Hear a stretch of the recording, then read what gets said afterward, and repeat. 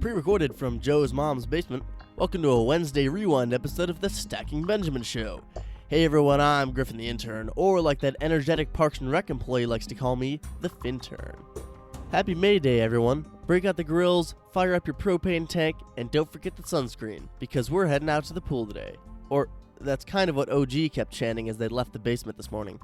Because watching Doug do cannonballs in a Speedo isn't my thing, after I do some spring cleaning here, I'm heading out to the park to play some ultimate frisbee and try my hand at a little disc golf.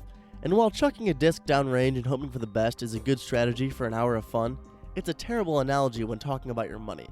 Just ask the last 50 or so lotto winners how that's working out. For today's Rewind episode, I chose one of our favorites that features Cortney McDermott and was originally titled, Change Your Life, Change Your Money. Can't decide on where you want to be years from now? It's all about asking yourself the right questions. And surrounding our awesome interview with Cortney are our usual headlines, some great listener questions, and Doug's trivia.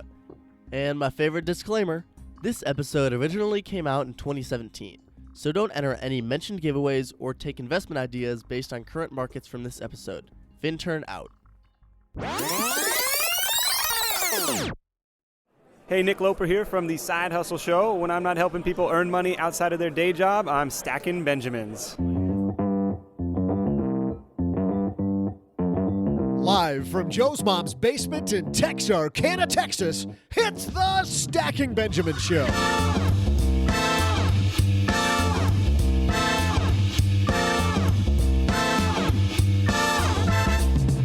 I'm Joe's mom's neighbor, Doug, and I'm all about clean living. So today in the basement, we're talking to the author of the hot new business book all about changing your life. Change starts with you, Cortney McDermott. Plus, in our headline segment, want to make money fast? One guy turned $500,000 into $2 million. We'll share how. Plus, we'll throw out the Haven Lifeline, answer your mail, and still leave time for the only reason you're really here, my trivia. Now, here are two guys who could really use some clean eating, if you know what I mean. Joe and OG.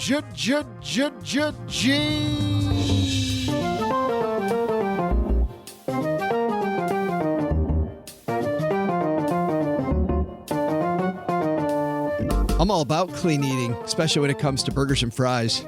Steak is clean eating, right? And a gallon of wine. I mean, that's fresh from a cow and fresh for some grapes. It's clean our plate eating, huh? Yes. Absolutely. Hey, everybody, welcome to the Stacking Benjamin Show. I am Joe Saul-Sehy, Average Joe Money on Twitter. And across this little card table from me, and the light's a little dim today. I don't know what that's all about. Kind of how I feel. My voice feels a little dim today, too. Yeah, there you go. It's like your intellect. No, man. Burn! Sitting right here. Well, I won't say I'm all that smart, OG. I am smart enough to know that when it comes to earning passive income, we should take a second to talk about investing in rental properties through Roofstock, an online marketplace for buying and selling tenant-occupied homes. Whether you're in California or New York, Roofstock makes it efficient and hassle-free to diversify your portfolio and invest from anywhere in high-yield markets like Atlanta or Memphis. They lay all the property records and financials at your fingertips and even connect you with vetted local property managers for hassle-free ownership. Every property is thoroughly vetted by the Roofstock certification team, so you know it's in good condition with a reliable tenant in place. Best of all, Roofstock certified properties are backed by a 30-day money-back guarantee. Does this podcast have a 30-day money-back guarantee, OG? Sure does. We have 60 days. Give it back to us with a 90-day guarantee. I don't know any other place that gives you a 30-day money-back guarantee, especially when it comes to Roofstock. StackingBenjamins.com/Roofstock to learn more about rental home investing and browse exclusive listings today. That's StackingBenjamins.com/Roofstock. And when you're looking for how to buy real estate or how to do anything, you know what you got to do? You got to use a lot of different financial products, and the number one place to go to comparison shop when it comes to all of your financial products, it's Magnify Money, because Magnify Money has more financial products than any other place on the interwebs. Isn't that what the kids call it these days, the interwebs? Yes. Yes. StackingBenjamins.com/Magnify Money. You go there for a better savings account, a better checking account, better credit cards, better student loan rates, better auto loan rates if you need to subsidize the cost of your ride, whatever it might be. You know, we were talking with Nick from Magnify Money about that, OG. You know, you don't want to take out an auto loan, but if you have to, And if you're going into a car dealership, here's what you do. Go to Magnify Money first using our link, stackingbenjamins.com/Magnify Money, and get a loan there first. Get pre-approved for a loan there. And what you'll find is that when you walk into the dealership and say, well, I have a loan, don't tell them what the rate is on the loan. Just tell them you have a loan from the outside and for them to give you your best deal. Nick at Magnify Money told me that you will get a much, much better deal. Better to pay cash for cars, but man, if you've got to have a loan, get pre-approved first and comparison shop. Well, and auto dealers make the vast majority of their money on the financing arm of it. So they're obviously there to maximize their profit. And if they know that they've got to compete, they're probably going to give you the best deal that they can come up with. So not just for auto loans, but also checking accounts, savings accounts, and better credit cards. stackingbenjamins.com/Magnify Money. Great show today. Cortney McDermott. Look at how cool this book is. Change starts within you. Cool book. Looks like an easy read, and it's laid out very, very simply. But it's one of those like real in-depth ones that like you spend like an hour on one sentence. It's so packs a punch. I absolutely loved reading. I'm so glad Courtney's coming down to the basement. So Cortney McDermott coming up, but first we got some headlines, so let's move. Hello, darlings. And now it's time for your favorite part of the show, our Stacking Benjamins headlines. First headline comes to us from Business Insider. I love headlines like this. This is written by... Is this the beer one? Joe Cioli. No, this is the target manager one who becomes really rich. And you read this story and you're like, I should do that too. Okay. Which I haven't heard this one. May or may not be a mistake. The headline says a former manager at Target became a millionaire using one of Wall Street's favorite trades. Wall Street's favorite should be great. Sign me up. It says you don't have to be a professional investor to make a killing in the volatility market. You don't have to. You could be a non-pro and have that happen. So I should probably do it. Just ask Seth M. Golden, who previously worked as a logistics manager at a Target store. The 40-year-old who lives in a suburb of Ocala, Florida, says he's grown his net worth from $500,000 to $12 million in 5 years. And it's real easy. You know what he did? Bet it all in black.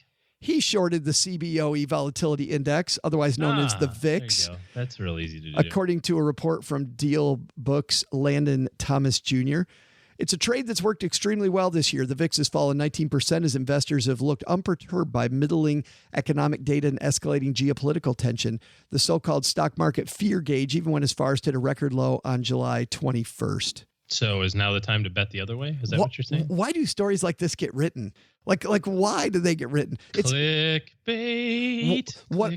One of Wall Street's favorite trades. You don't have to be a pro. Maybe you should do it too. I mean, it all but tells you maybe you should do this trade. Yeah. That's the dumbest. Yeah, good luck shorting the VIX successfully. It's the dumbest trade ever right now. It is the dumbest trade. Well, maybe not the dumbest trade, but it certainly seems dumb to me. We've had a market that's gone up and up and up for how many years in a row? And we want to short volatility. Do we think there's going to be more volatility or less in the next 6 to 12 months? I don't have any idea. I don't have any idea. I don't have any idea. But if we're playing reversion to the mean, right? If we're playing the reversion to the mean game where everything's got to go back to the center, we certainly are at low volatility. Oh. Yeah, it seems like you might go the other way. Please do not trade based on a Business Insider article about how somebody got rich making a trade lately, especially a trade like this. I need to get rich trading penny marijuana stocks. I understand that that's where the real money's at these days. That's what Wall Street really likes. That's penny marijuana stocks. Yeah.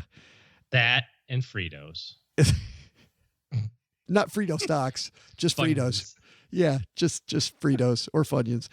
Let's talk about shorting stocks because there's a segment of our audience that doesn't even know what that is. What does it mean to short a stock?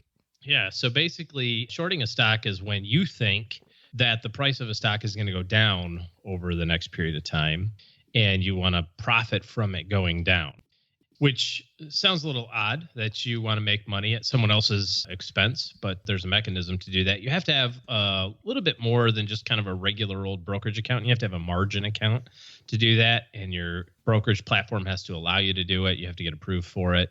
And but here's the problem. If you're wrong, you have unlimited risk because a stock can go up forever, right? I mean, in theory. You could lose more money than you put on that stock. You could lose everything in the entire world, in theory. You could, eventually the brokerage company shuts you down and closes your account. But let's say that you have a stock that's at $20 a share and you think it's going to go down to 15, so you short it. So you want to you'll make money if it goes from 20 to 15, but instead it goes from 20 to 25. Yeah. No bueno. Ugly stuff. Yeah. And then it goes to 30, and then it goes to 40, and then it goes to 60. And meanwhile, you're still hoping that it goes to 15. Yeah. So shorting a stock and making it sound like it's an easy play. But this isn't even shorting a stock. That would be a lot easier than this, which is shorting a volatility index. Yeah. Crazy. Next headline comes to us from the blog Cash Lab. I wanted to talk about this one because obviously with all the problems in Houston a couple weeks ago, OG, and obviously we've had other things that we've been talking about, but this is an important headline. It says 7 must-have insurance coverages everyone should purchase. These 7: health insurance, car insurance, homeowners, renters insurance, life insurance, identity theft insurance, disability insurance, long-term care insurance. And at Cash Lab, they go over, the blogger at Cash Lab talks about why you should own all of those insurances. I don't like starting from here. Well, yeah, and I disagree with 2 of them right out the gate. But which 2 do you disagree with? I disagree with identity theft insurance. I think that's a gimmick. Partially because most places now just give it to you for free. Credit union has some sort of protection usually.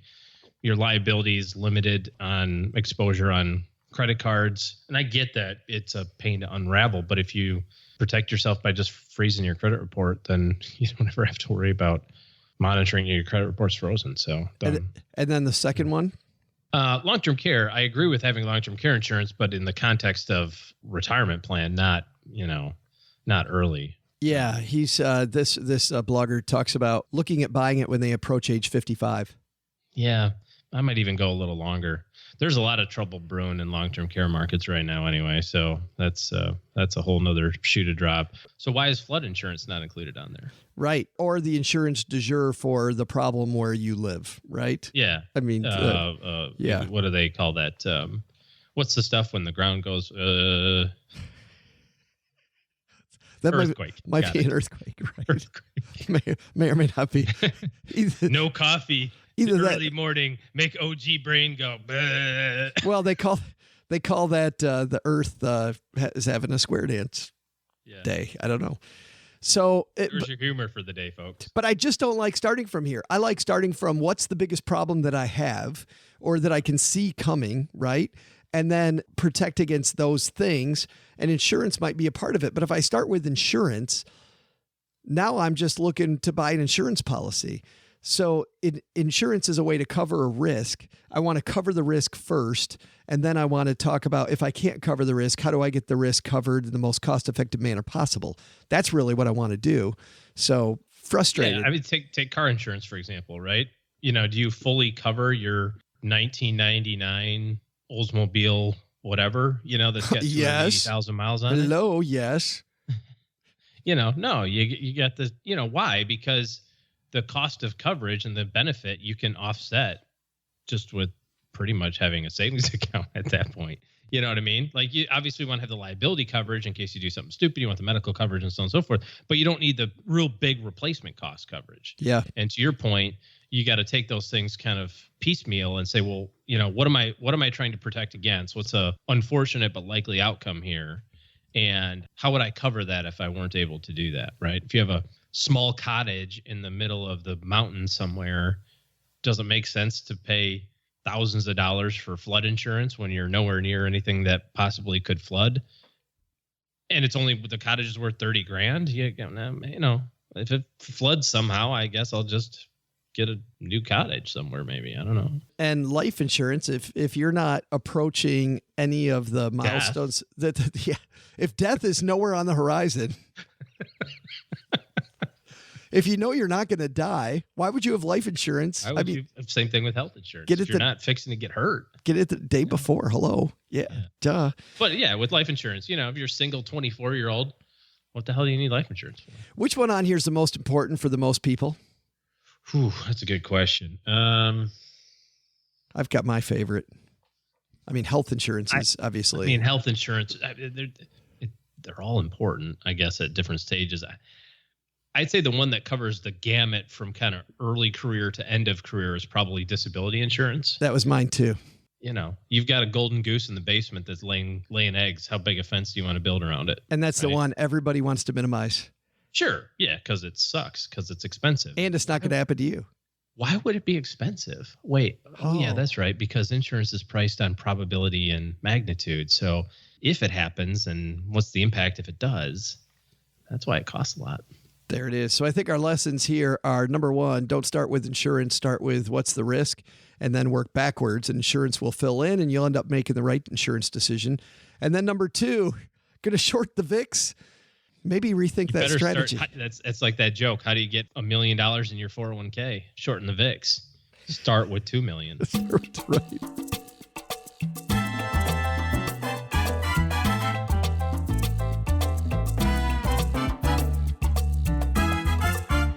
Cortney McDermott upstairs talking to Mom. Man, I'm so excited about this. You know what's funny is there's a lot of people who are going to think, what does Cortney McDermott have to do with investing and with saving? And that is that most people are saving for and are looking at their goals. They really aren't their goals. They're goals that people think that they should have, right? I mean, how often do you start with people and they're like, well, I want to retire and I want to put my kids through college and it's just everybody knows the goals that they should have. Cortney McDermott talks about, you know what, not having this vision for the future, but having a vision right now of where you really should be. And that then drives all of your money decisions. And she doesn't talk much about money. She talks about making change in your life. Change Starts Within You is the name of her book. And Cortney McDermott, for the three people that don't know who she is, she's an award-winning writer, speaker, and strategist to Fortune 500 executives, entrepreneurial leaders, and think tanks around the world. Graduate of the London School of Economics and a certified cultural mediator in multiple languages. Cortney also writes for a number of international publications, including She Owns It, the Huffington Post. She lives with her family in the United States and in Italy. Let's say hello to Cortney McDermott coming down to the basement. And Cortney McDermott joins us in the basement. Have a seat. How are you? I'm great. How are you? I'm better now that you're here because we're going to get changed, which it's so exciting. Yeah, change starts within you. I love these chairs. Yeah, change definitely doesn't start with the chairs. Maybe change should start with the chairs, but we're not going to start there. You know, you say that sometimes rock bottom can look a lot like being at the top to everyone else. And I love this story directly from your life, Cortney. Tell me where you were and kind of paint me a picture of being at the top, but also being at rock bottom. Yeah, I love starting there because I think a lot of people have some form of this idea in their minds of just as soon as I reach this kind of success, then everything will be great. For me, in my own life, I talk about a moment where I'm sitting on a corporate jet and I'm sipping the espresso and I've got newspapers from all over the world neatly stacked beside me and I'm on my way to these meetings in Brussels. Everything should be really fantastic. And I talk about this essential piece of my life being broken. And I'm referring to my BlackBerry because my daughter had blocked it right before that trip. It was great. It was kind of a cold shower moment because I was disconnected from that world, right, that lives in our devices. And so I had this moment to really reflect on whose script was this, whose dream was it? And I think I had gotten glimpses of this for sure before then, but it just really hit me hard in that moment that those weren't my dreams. And it wasn't really, I didn't really know what my values were, what my own vision was for myself. And so, like I said, a real cold shower moment for me. I mean, even though it was a sudden realization, it sounds like the realization was for the first time you kind of listened to your heart or listened to your gut. Yes, I often refer to it as a cold and lonely hallelujah, the whole journey to sort of get me where I am today. Because I think people think in terms a lot of times of overnight success. And I mean, also in terms of, someone just decides to shift their life completely. And the next thing you know, they're living that way. And I know in my own life and my own business, it hasn't really been that way, but it has been kind of miraculous, but it hasn't been sort of, just instant, okay, I've got this. I figured it out. yeah, it was a journey for sure. How surprising is this revelation for people when they hear your story? Because it seems to me that everybody thinks you reach the mountaintop and life is just beautiful there. Yeah, I think it is for a lot of people. And this is why, like I said, I like to start with this because I've definitely worked my way up in corporate. I've worked my way up in different ways in my life. But I think a lot of people think, oh, it's about that. It's the hero's journey of, the struggle and everything you have to face. And then once you get to that mountaintop, like you said, everything is daisies and cappuccinos. But it's not, at least it wasn't for me. And I find increasingly more so with the entrepreneurs and the intrapreneurs I work with, I find this to be increasingly the case of, oh, I'm here. I got the promotion. I got the house, the car, the kids, the dog, whatever it is, whatever that looks like for you. Only I just feel unfulfilled. And I feel like I'm chasing all the time. And I'm not even really entirely sure why. So I think it's, for a lot of people, I think it's resonant because I think we're just living a lot of the time in this dimension of distraction. Right. And so, or what the Italians have a beautiful saying, they call it l'imbarazzo della scelta, the embarrassment of choice, right? So it's like everywhere we look, we have this embarrassment of choice and all these things you could be doing, you should be doing, and everybody else who has your answers. And yeah, it's just taking a time out for a second and finding what yours are is, I think, becoming more and more important to people. So when you decide to make the change, then there has to be, I guess, some techniques. What techniques did you change in your life to start listening to yourself more? Well, there were quite a few things, but one of the things I often say is just stop, drop, and breathe.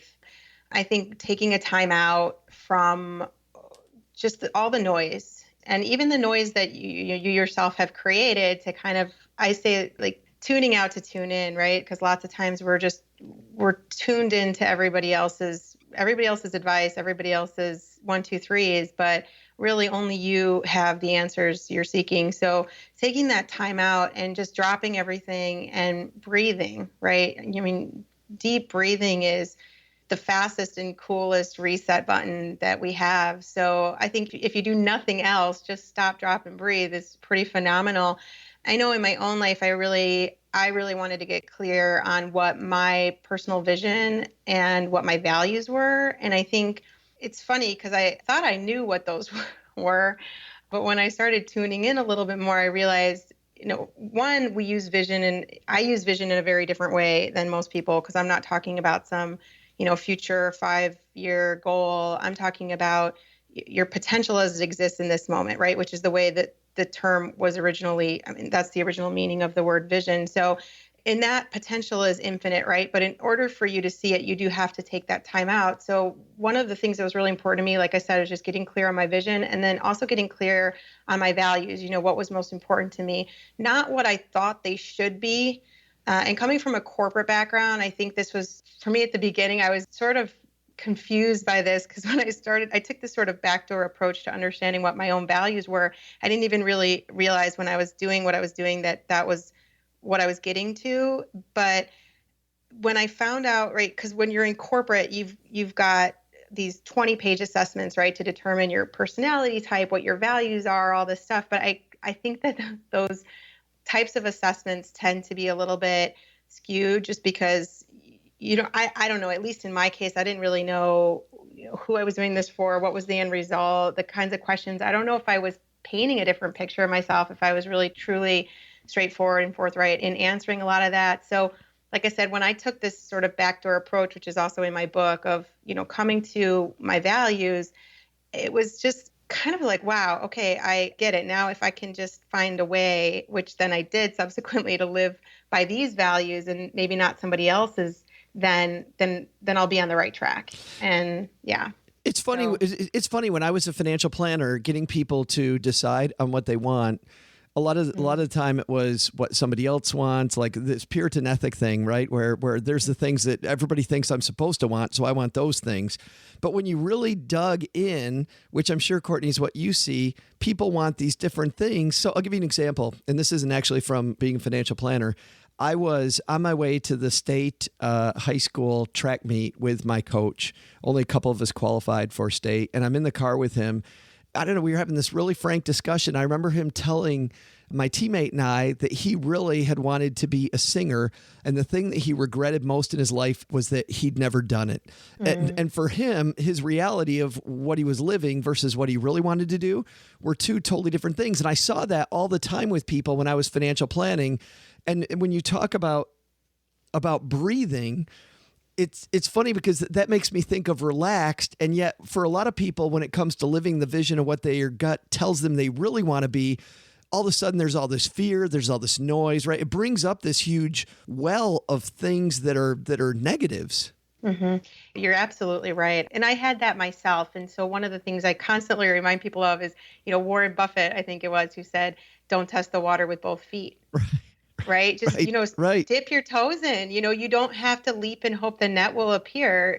You can do, baby steps. Even in my book, I talk about that, that Bill Murray movie. What about Bob? Right. Like baby steps to the elevator, baby steps onto the elevator, and better than anyone, the miracle of what Einstein called the eighth wonder of the universe, right? The miracle of compound interest.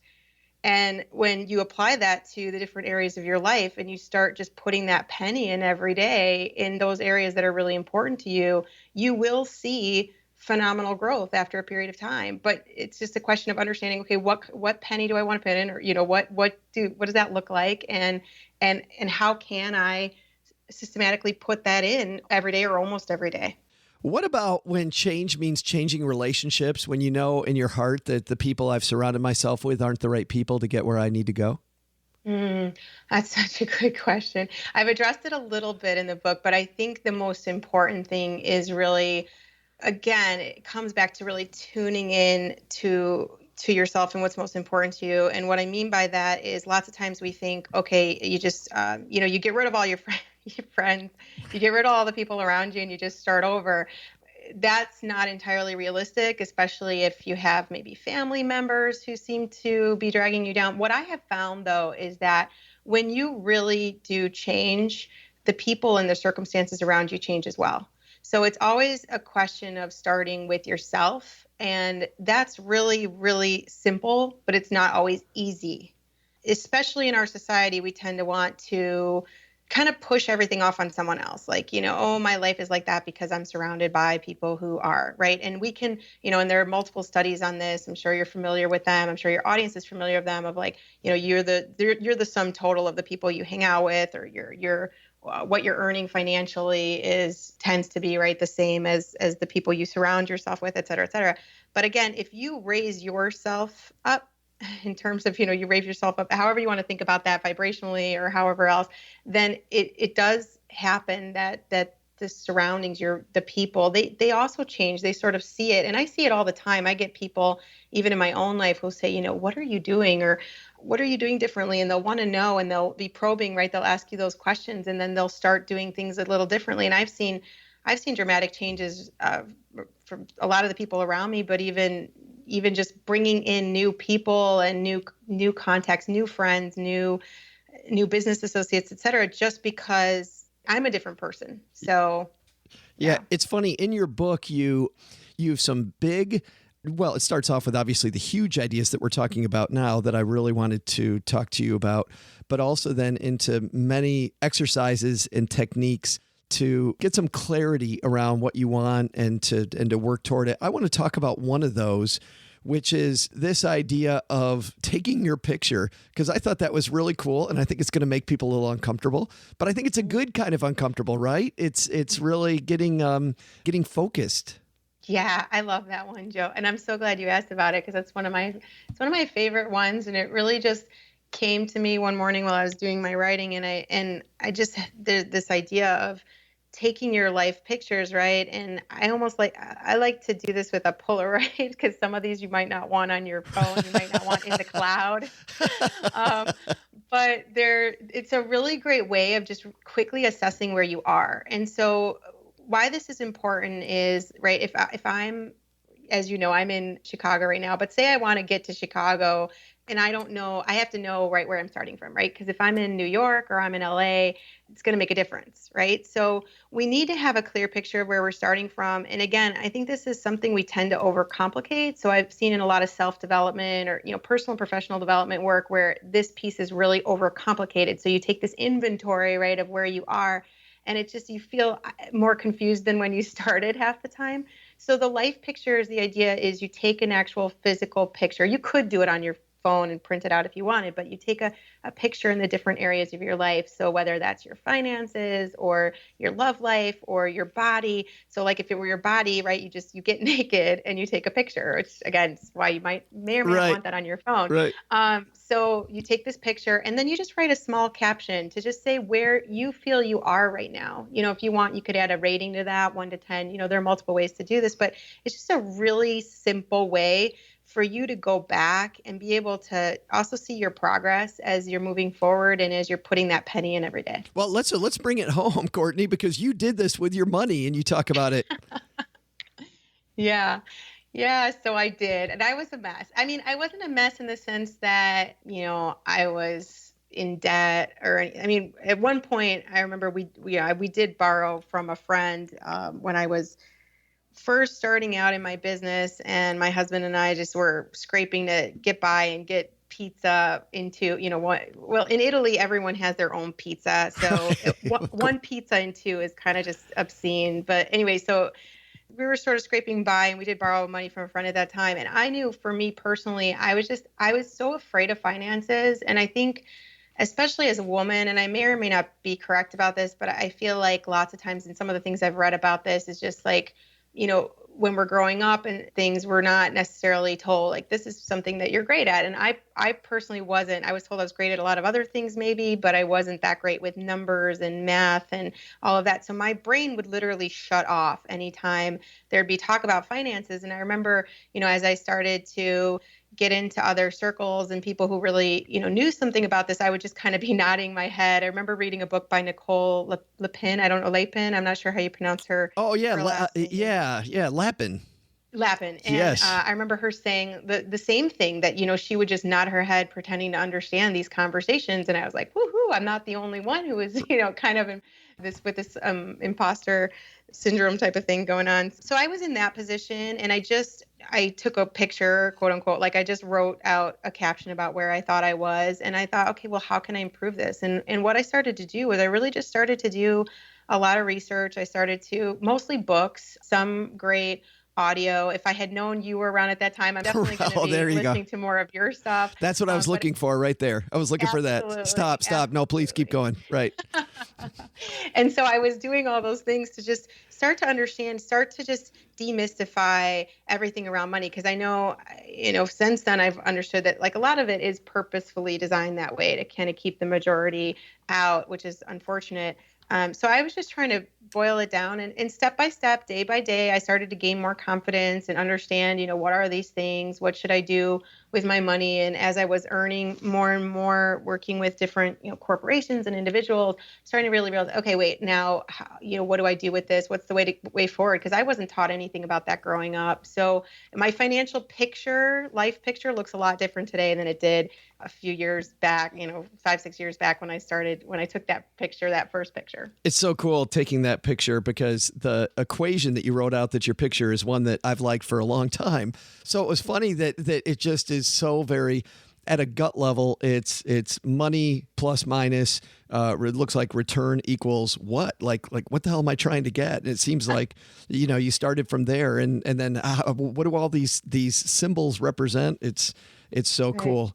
I have to ask you specifically about the design of the book, because I look at a ton of books every week, and yours is so damn different. It looks a lot like fans of the show for a long time know I love Austin Kleon, Steal Like an Artist. And your book, I have them both in my hand, and they are just the two coolest books ever. Thank you. So what made you decide to format it? Because it's such an easy, breezy looking read. And obviously then you get into it, and it's not easy breezy. It really helps you focus and get clear, which I think I find myself on a page that doesn't have a lot written on it for an hour at a time. What made you decide to make it look like this?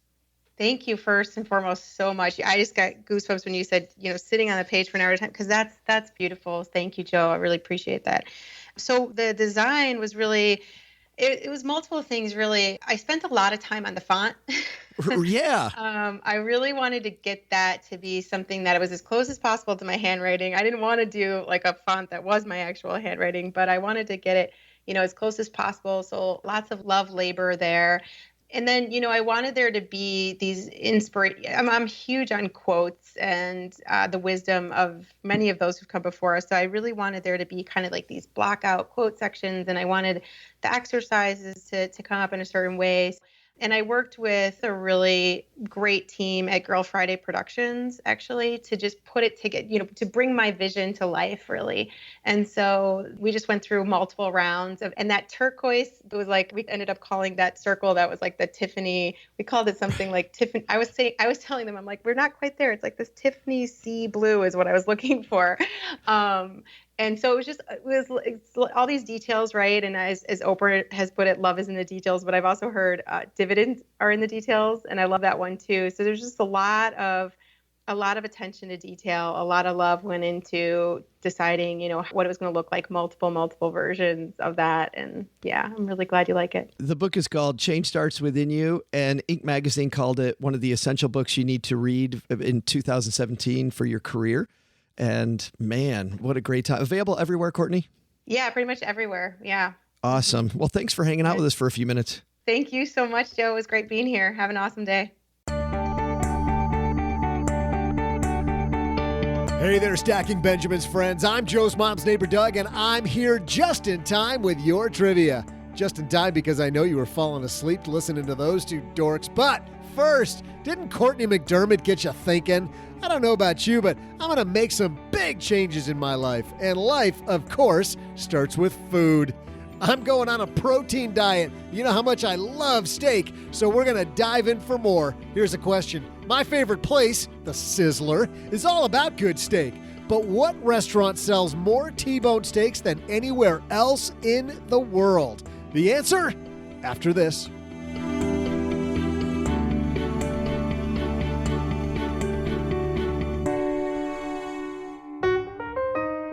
Hey, Stackers, we get used to those same daily routines, don't we? We wake up at the same time every morning, brush our teeth, park the car in the same spot at work every day, recite jokes in the mirror to be funnier than that jerk at the water cooler.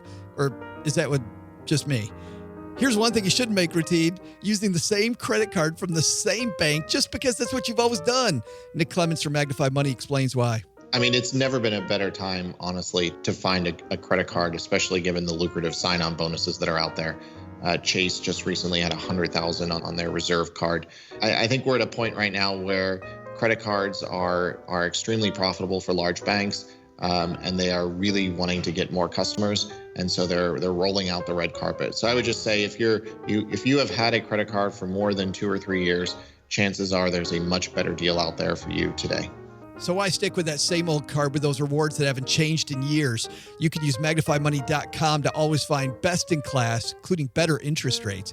And don't only use Magnify Money for credit cards. Nick and the team have built the site from the ground up to help with personal loans, student loans, and mortgages. Average person saves $450 in interest when they hit stackingbenjamins.com/Magnify Money. Here's a question. What's keeping you away from investing in real estate? Well, over my career, I repeatedly hear that time, the time it takes to find renters, property managers, and to fix problems, and stress. What if you don't find a good property manager? What if you don't find a renter?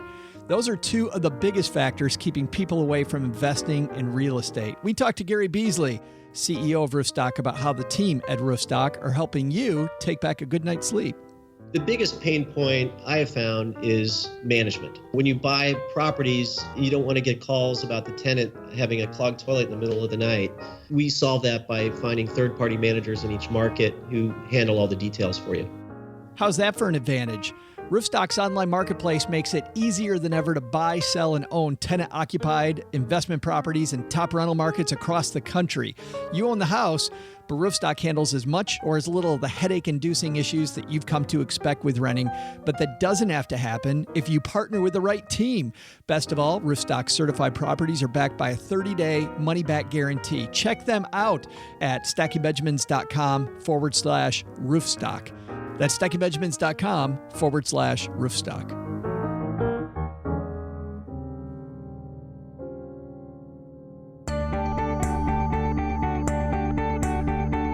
Welcome back, Money fans. I'm Joe's mom's neighbor, Doug, back with your mouth-watering answer. The question was, which restaurant chain sells the most T-bone steaks in the world? I was going to apologize to the vegetarians in the audience, but then I realized this answer helps you too. The answer? Unfortunately, not the Sizzler, but here's one you won't believe. Waffle House. Surprised?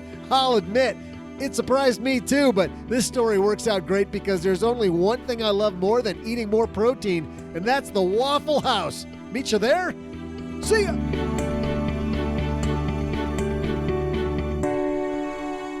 Big thanks again to Cortney McDermott coming down to the basement. She's right on, man. In your gut, you know what you really want. And listening to that is so important. And look at the number of people that go through their whole life not liking their job, not liking their life, not liking what they're doing. And you're so afraid to change that that it becomes impossible. And how hard is it to manage your money effectively when you're really not going after the goal that you really want?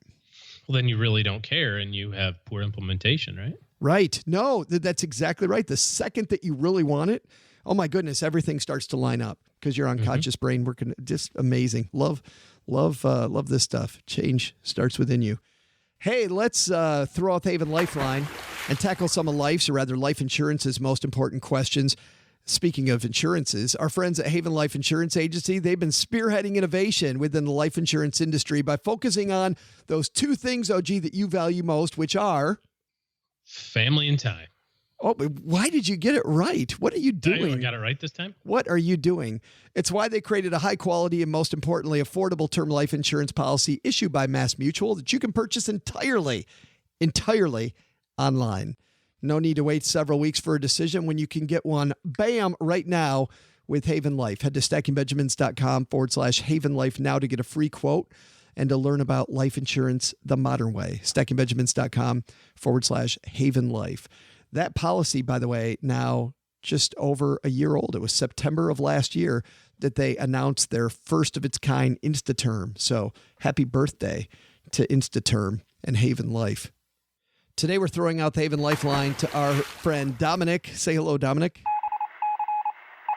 Hey, Joe and OG, got a question for you. My grandfather recently passed away, and he left his house to my brother and I. My brother wants to keep the house and live in it, so I'm curious how it might work. Would he get a mortgage and pay me off basically for my half, or I'm just not sure how that would work or what is normally done, if there's a more tax efficient way to do that. Just looking for some ideas. Thank you. Thank you, Dominic. Great question. So brother wants to keep the house. OG, what does he do? Yeah, sorry about Grandpa passing away. Mine did a couple months ago too, so pretty crappy deal. To answer your question, basically you guys just need to decide how you want to handle it. You know, right now, in theory, the house is titled in both of your names. It sounds like it's a normal residence and not like a vacation place or something like that. If it was a vacation place, you could work out, when do you visit, pick weeks, who pays, how do you do the bills and that sort of thing. It's a house that your brother wants to live in. What you guys need to do is just get a fair valuation on it and have him go get a mortgage at the bank for half of it, assuming that it didn't have a mortgage to begin with. And he's just going to cut you a check. And when you get your half of it, you'll, remove yourself from the title of the house. That'll happen at that time. And you'll have the cash and he'll have the house. And that's how you do that. Pretty simple. The hard part is going to be trying to figure out what the value of it is. So might get a realtor to come in and do an appraisal, independent realtor. And then you just go out and get a mortgage for it. Yeah, I've seen I've seen some people, and this may be overkill, it really depends on trust level, that will even have 3 different valuations of the house taken, and then they take the middle one. Yeah. I mean, it just kind of all depends on how you. I mean, shoot, if it's just a few bucks, maybe he just pays you the money, right? He doesn't have to get a mortgage. He just says, I'll give you the money every month instead. You finance it. That's a little slipperier, of course, because then if he misses a payment, then you're ticked off at your brother, and it's, I was going to say, it sounds like it's more money than that, though. Yeah, I would have him get the mortgage, and if he can't get the mortgage, then you're going to have to figure it out. He's going to have to sell the place. Thanks for the question, Dominic. If you've got a question and would like us to throw out the Haven Lifeline to you, it's stackingbenjamins.com/voicemail. And we're going to send Dominic one of the cool Haven Life Greatest Money Show on Earth Stacking Benjamins t-shirts, which is awesome. And you get if you call into the Haven Lifeline. If you want to look at our full range of swag, we got some sweet shirts, man. stackingbenjamins.com/shirts. We also get letters down here in the basement, and we got one recently here from, here we go, Brandon. Brandon writes, my wife and I are 25 and 26 respectively and are done having kids already. So we are trying to figure out how to retire early around 45 to 55 once the kids are gone. From my understanding, if I retire at 55, I can withdraw from my 401k, but what does that require?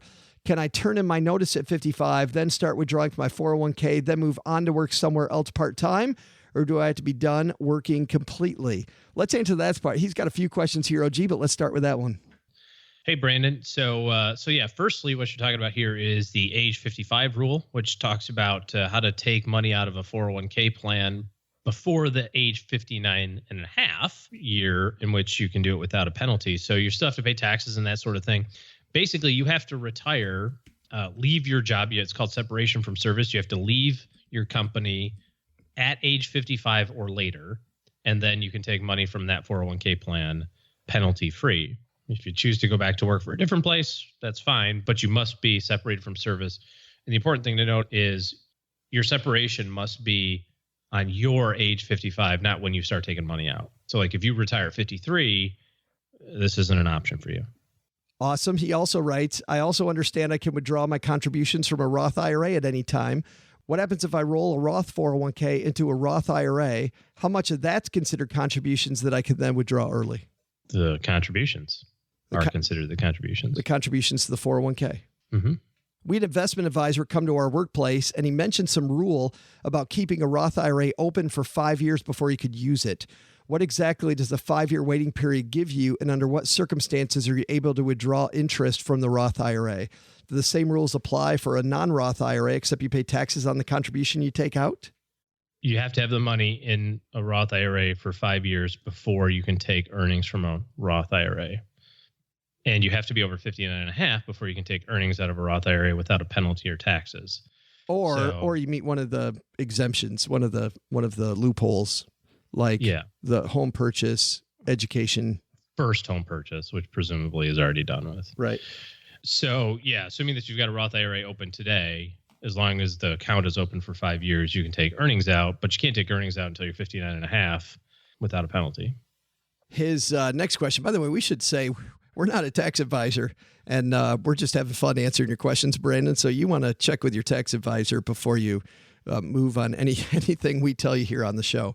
But do you have any objections to saving for kids' college in a Roth IRA, assuming 15% or more of our income is saved in a Roth 401k through work? Then whatever's not will be used to put toward retirement. Yes. Not my favorite. Not my favorite either. We didn't ask to expand on it. Should we expand on that, or just have a yes or no answer? I thought you were about to. It's unnecessary, right? You commingle stuff, and then you're double counting money. This is my retirement account. This isn't my retirement account. I have a sneaky feeling that you're gonna realize that saving for college and retirement and retiring early at the same time is a pretty tall order. So I would be knocking out all of the retirement savings that I can do now. Then if there's extra money and extra savings on top of it, then direct that to college and or tell the kids, good luck. The world needs ditch diggers too. I love love keeping my meat and my potatoes separate. I don't like them touching on the plate. Don't touch them. It's too slippery. I'm relatively familiar with rolling non-Roth IRAs into Roth IRAs and paying taxes. Can you roll a Roth IRA into a non-Roth and get a giant tax refund? No. Say I paid taxes now while I'm not making much money, then rolled it to a non-Roth in my 50s when I'm at peak earning potential to get a large tax refund, then maybe rolling it again. No, doesn't work that way. Obviously, most of these things I've asked are not recommended under most circumstances, but I just want to understand the rules so I can start planning for the future. With compound interest, we could easily be multimillionaires in 30 years, so withdrawing from retirement accounts early wouldn't make me worry about draining down the balance. You wouldn't tell someone starting over at 36 that they can't retire at 65 if they get their act together now, would you? Has nothing to do with that. It has everything to do with the 50-year retirement that you have to plan and the tripling of your retirement expenses twice over that 50-year retirement plan. The old inflation thing we talked about recently. Yeah. No, I'm not discouraging it. I don't think that it's a bad idea. I think that it will be a lot more difficult than you surmise. Good stuff. But start now and you got a good shot at it. Yeah, right. Good stuff, Brandon. Thanks for the question. If you've got a question, send those first to the Haven Lifeline, stackingbenjamins.com/voicemail, or write us a letter, joe@stackingbenjamins.com, or I'll tell you what you can do. Just head to our website, Stacking Benjamins, and you'll see across the top, you'll see questions for the show, and there it is. Write your letter there. Thanks also to everybody who's left us a review of this show so new listeners know what they're getting into. This one, 5 stars from Runnin' Bubba. This one's going on Mom's Fridge, OG. Great range of content with unique delivery and solid information content. Basics of planning, insights into the latest developments in the rapidly growing world of fintech, current news and events in the financial sector, and even a few surprises to satisfy your sweet tooth. See how easy that was? Going up on the fridge. Thanks, Runnin' Bubba, for the review. If you could leave us a review of the show, that would help new people find out exactly how the Stacking Benjamin show might be a little different than other podcasts that they listen to. Also, if you're somebody who doesn't just have a little question for the show, if you've got a question for us or a question for OG, send those to the show, stackingbenjamins.com/voicemail, or just write us a letter. But if you've got more than questions and you know that you need help in your corner, a good financial advisor, OG's taking clients. Here's how to get on his calendar to talk about that. stackingbenjamins.com/letter O, letter G. stackingbenjamins.com/OG, and that will take you there. All right, Doug, time for me to rest these vocal cords. Take it away. Thanks, Joe. I'm going to let you and OG get back to making up your special protein shakes, but what should we have learned today? First, we learned that you can make money in the volatility market, but that's not exactly worth risking your shirt over. Second, we learned that change does start with you. Follow Cortney McDermott's advice and start with what you really want, then organize your money plan behind those goals. But the real lesson? Waffle House is the place to go if you're looking to start eating more protein. It's also the place to go if it's 3 a.m. and you still feel like partying, which is pretty much me every night, baby. Double feature. Special thanks to Cortney McDermott, whose book, Change Starts Within You, is available on Amazon and everywhere, and I mean everywhere, and we've linked it in our show notes if you'd like to purchase through us and help the show. This show was created by Joe Saul-Sehy, produced by Richie Rutter-Reese, and engineered by the amazing Steve Stewart. Kathleen Selmans handles design, newsletter, and classroom opportunities. If you'd like to learn more, head to stackingbenjamins.com/classes. Online, visit us on Twitter at @SBenjaminsCast or on our Facebook page. Shannon Cowan is our community manager and social media guru. I'm Joe's mom's neighbor, Doug, and I really thought doing these credits completely naked would have been a lot more fun than it actually was. SB Podcasts may receive payment on the show from sponsors and guests in the form of books, giveaway items, discounts, or other remuneration. There's no way you would take advice from these dorks, but like Joe's mom always says, don't take advice from people you don't know. This show is for entertainment purposes only, and before making any financial moves, consult with a real financial advisor. Special thanks also to OG, who helped me discover the joy of a well-done steak at the Waffle House. Nothing says no regrets tomorrow morning like dinner at the Waffle House and shoe leather steak. See ya!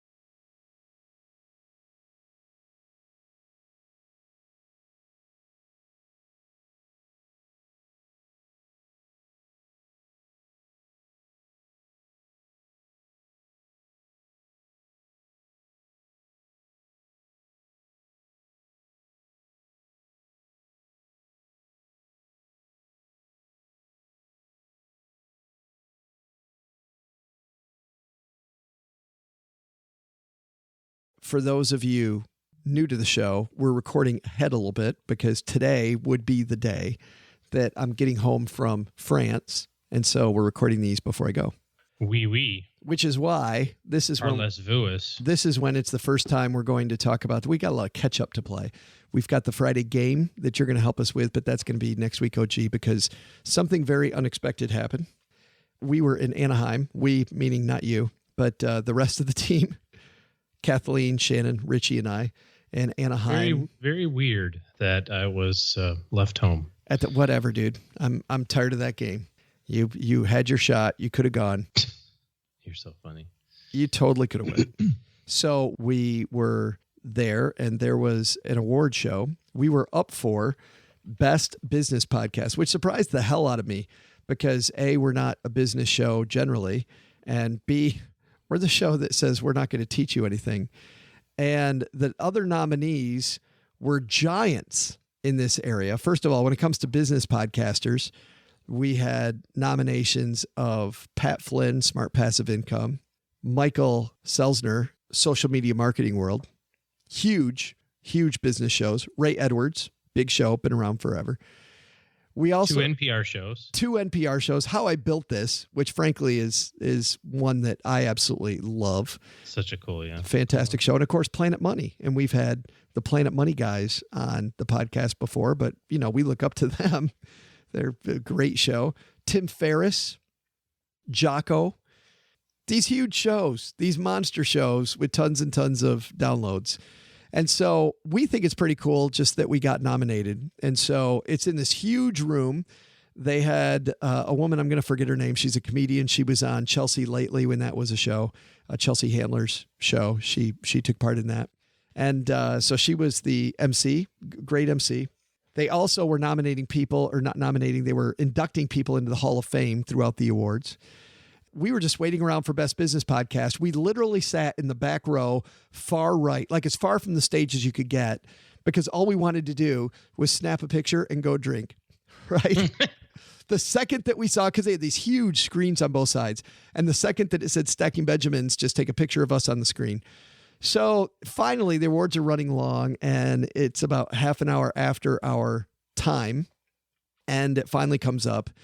The guy comes out, and they start this reel, and the nominees are, and then they stop, and then it goes to this, announcer guy and this music. Planet Money, da-da-da-da-da-da-da-da-da, How I Built This, da-da-da-da-da-da-da. And then finally, like the sixth one, Stacking Benjamins.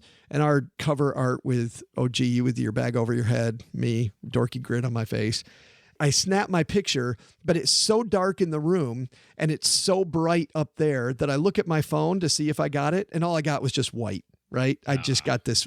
All pissed off now. Yeah. So I turned to Kathleen and Shannon and I said, did either of you get it? Because I didn't get it. And we have our heads down and I hear the guy saying something and he said, okay. And the winner is, and our heads are all down. I hear Stacking Benjamins. We beat Planet Money. We beat Tim Ferriss. Like, what the hell? So I'm in shock. There's no way. We had a 0%. The movie light is like going around going, who the hell is this guy? And when's he going to come walking down the aisle? And where is he coming from? Yeah, it took me all day. I was that one when took a little half jog halfway down. I saw the video that Steve Stewart put on Twitter. I was that one when a documentarian wins and they're in the last row of the theater at the Oscars. It takes them all day because they're not, it's not like Meryl Streep when she's sitting in the second row. Right. No, I was sitting way in the back. So I haven't prepared a speech because there's no way I'm not going to be how I built this. There's no way that this little podcast is going to be Tim Ferriss or Pat Flynn. We're not going to do it. And so I get up there, I got nothing prepared. And Steve came out pretty good.